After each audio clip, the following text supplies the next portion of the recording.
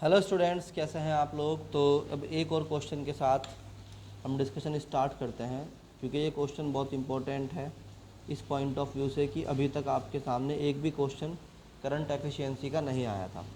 इस क्वेश्चन में कहा गया है on passing current of 0.5 ampere for 30 second, यानी अब की बार एम्पियर यानी करंट की वैल्यू दे रखी है कितनी, 0.5 एम्पियर क्वेश्चन में दिया हुआ है करंट की वैल्यू, और टाइम दिया हुआ है 30 सेकेंड, यानी 30 सेकेंड तक आपने 30 मिनट तक आपने क्या करा, 30 मिनट तक आपने आई बराबर 0.5 एम्पियर पास कराया एक्वस सॉल्यूशन में ऑफ सिल्वर नाइट्रेट, यानी कि AgNO3 के एक्वस सॉल्यूशन में आपने क्या कराया है, 30 मिनट तक 0.5 एम्पियर का करंट पास करवाया है।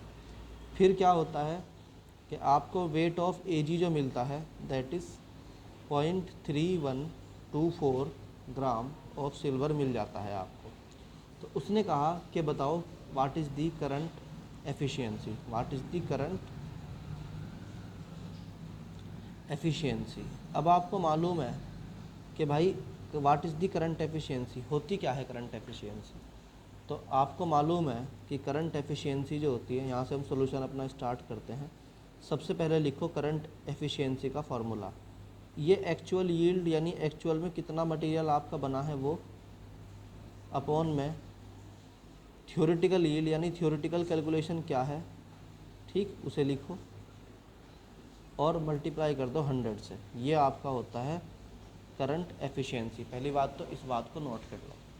अब हम इस क्वेश्चन में समझेंगे कि करंट एफिशिएंसी कैसे निकालते हैं। सबसे पहले आप वेट ऑफ Ag जो है सिल्वर जो निकला है वो देखो। E जो है फार्मूला होता है EIT/96500। यहाँ पर करंट दिया हुआ है, टाइम दिया हुआ है, उसकी वैल्यू पुट कर सकते हो। तो W ऑफ Ag जो है वो कितना आ जाएगा, 108, जो कि सिल्वर का क्या है, एटॉमिक सॉरी इक्विवेलेंट मास है।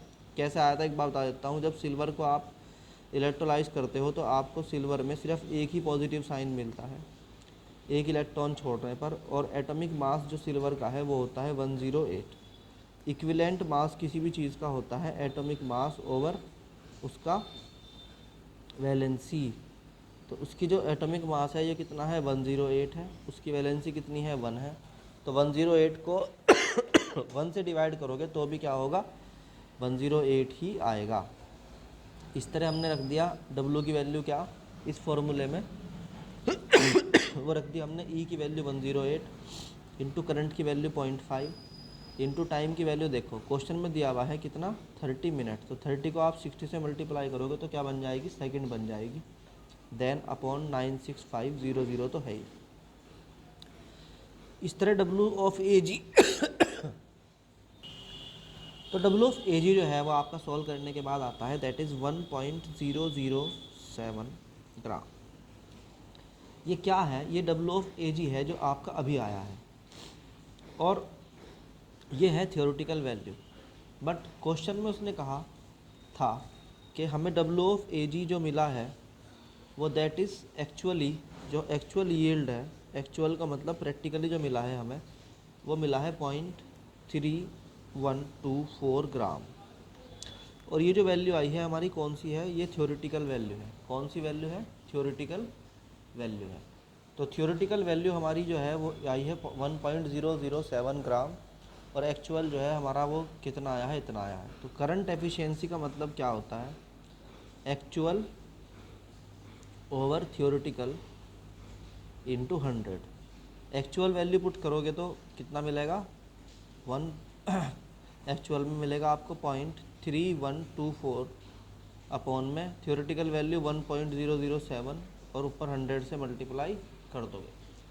तो CE यानी कि करंट एफिशिएंसी जो है वो आपकी कितनी आ गई सॉल्व करने के बाद, दैट इज़ 31%, लगभग 31% आएगी। That is the correct answer.